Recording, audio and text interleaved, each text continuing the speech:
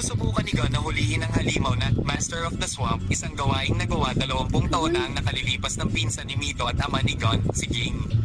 Ito ay tila isang imposibleng kondisyon na itinakda ni Mito dahil siya ay nag-aatubiling payagan si Gon na kumuha ng hunter. Nahuli ni Gon ang isda at dinala ito sa daungan na ikinamangha ng mga tao sa bayan. At ikinagalit ni Mito.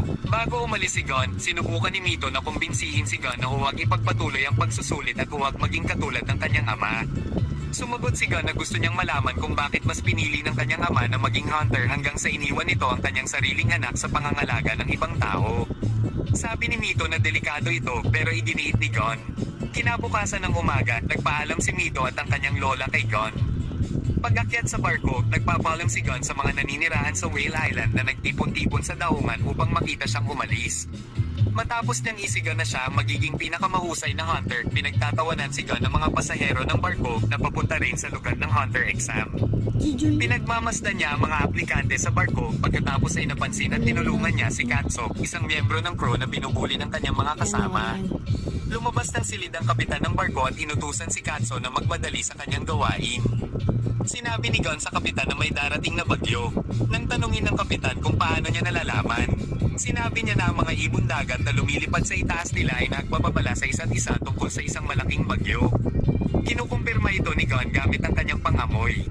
Biglang naaalala ng kapitan ng isang tao. Habang nagngangalit ang bagyo, halos lahat ng aplikante sa pagsusulit sa barko ay nahihilo maliban kina Gon, Kurapika at Leorio. Tinawag sila ng kapitan at tinanong ang kanilang mga dahilan sa pagkuha ng hunter exam.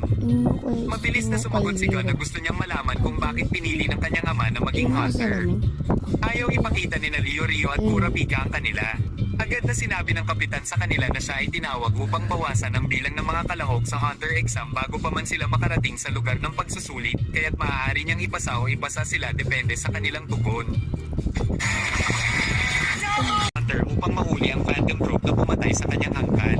Anchor na. Nagtataka si Leorio kung bakit kailangan kumuha ni Kurapika ng pagsusulit para lamang sa paghihiganti na sinagot ni Kurapika na ang isang lisensyadong hunter ay may walang kapantay na access sa impormasyon at mga lugar, pati na rin ang kalayaan sa mga aksyon na kung hindi ay ipinagbabawal. Sinabi ni Leorio na gusto niya ng pera at ang kaginhawaan at karangyan na dulot nito tulad ng malaking kayamanan at libreng paggamit ng mga pampublikong pasilidad. Nagkomento si Kurapika sa kanyang pahayag. At naiinis si Leorio dahil ilang beses nang hindi siya tinatawag ni Kurapika bilang Leorio-san.